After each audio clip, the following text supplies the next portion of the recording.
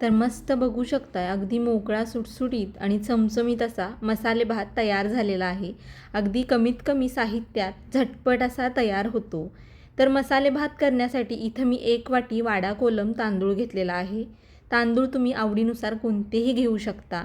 तांदूळ आता पाण्याने स्वच्छ धुवून घेऊ. तांदूळ स्वच्छ धुवून झाल्यानंतर यामध्ये पाणी घालू आणि 10 मिनटं तांदूळ पाण्यामध्ये भिजत ठेवू.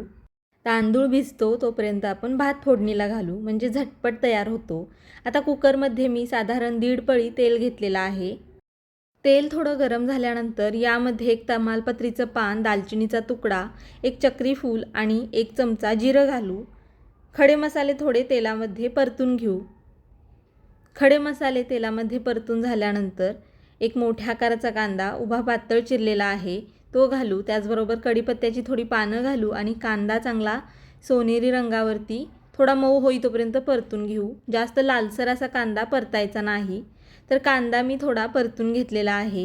आता यामध्ये मूठभर शेंगदाणे घालू, 1 चमचा आलं लसूण पेस्ट घालू, 2 हिरव्या मिरच्या अर्ध्या अर्ध्या कट केलेल्या घालू आणि शेंगदाणे आणि आलं लसूण पेस्ट चांगली तेलामध्ये परतून घेऊ. आलं लसूणचा कच्चा वास जाई तोपर्यंत आलं लसूण पेस्ट चांगली परतून घ्यायची. तर शेंगदाणे आणि आलं लसूण पेस्ट मी चांगली परतून घेतलेली आहे.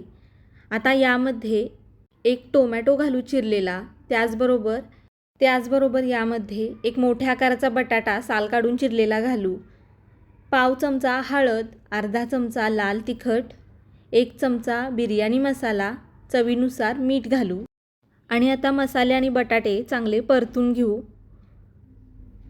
गॅस बारीक करून मसाला आणि बटाटा चांगला परतून घ्यायचा म्हणजे मसाले परतले जातात न करपता.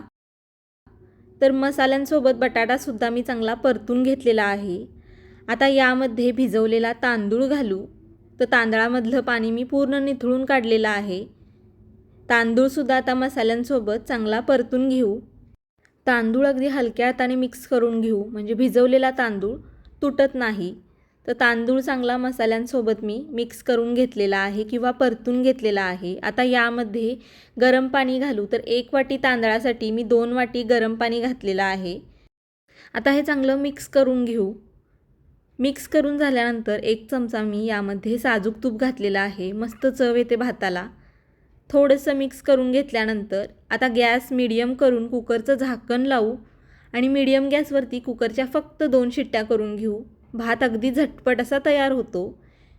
कुकरच्या 2 शिट्ट्या झाल्यानंतर गॅस मी बंद करून पूर्ण थंड करून घेतलेला आहे आणि बघू शकताय मस्त झटपट असा मसाले भात तयार झालेला आहे. वरून आता बारीक चिरलेली कोथिंबीर घालू आणि मिक्स करून घेऊ. अगदी मोकळा सुटसुटीत असा हा मसाले भात गरम गरम असासुद्धा खायला मस्त लागतो. डाळीची आमटी किंवा वरणासोबत खायला 1 नंबर असा हा मसाले भात लागतो. तर आवडला तर नक्की एकदा करून बघा. तुम्हाला जर ही झटपट कमी साहित्यात तयार होणाऱ्या मसाले भाताची रेसिपी आवडली तर नक्की एकदा करून बघा. व्हिडिओ आवडला असेल तर लाईक करा, शेअर करा, चॅनलला सबस्क्राईब केलं नसेल तर सबस्क्राईब नक्की करा. धन्यवाद.